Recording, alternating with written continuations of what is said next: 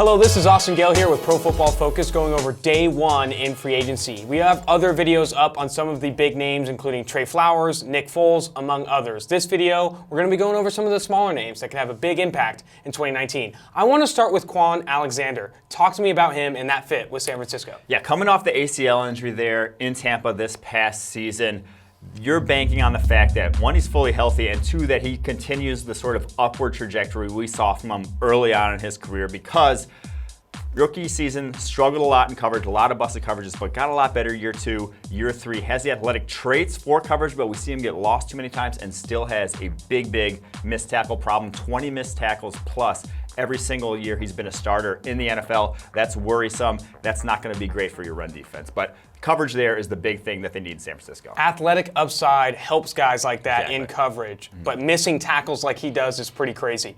Moving to the offensive side of the ball, talk to me about Adam Humphries. He's a slot guy that had a breakout year last year, career high overall grade last year. Talk to me about him. Yeah, the Titans just needed weapons around Marcus Mariota. You have Corey Davis there on the outside. Now you pair him with a slot wide receiver like Adam Humphries, fifth most yards among all receivers last year from the slot, but it was kind of an inefficiency thing. They just passed a lot there in Tampa Bay. He was actually only averaged 1.41 yards per route from the slot. That's actually below average in terms of NFL receivers. So I think the talent is there. He was very, he did excel. He did have the counting stats from the slot, but I don't think is as good as probably the numbers might indicate.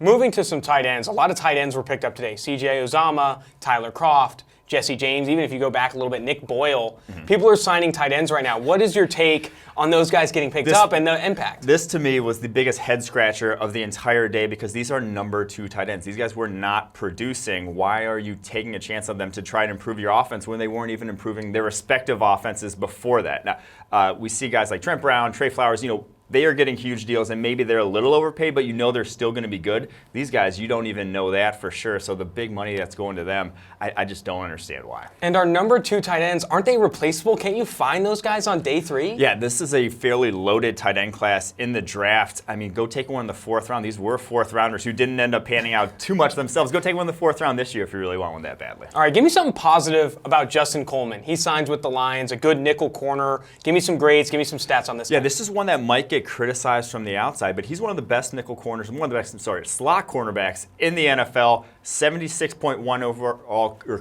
coverage grade back in 2017, 75.1 coverage grade last year, both playing from the slot in Seattle. Those are fantastic numbers. That's, projecting forward. Slot coverage tends to be fairly static year on year. So you get a quality slot corner there. Matt Patricia knows what he has. He was coaching him back when he was in New England back in 2016. So I think this adds to a secondary that was in need of help they could get anywhere. Didn't have to pay top dollar for one of the outside guys, and you're still going to get good coverage production. And slot coverage matters. Slot coverage yes. matters way more than what people are thinking right now. And the rise of that, you see Justin Coleman getting a nice deal. Kenny Vaccaro.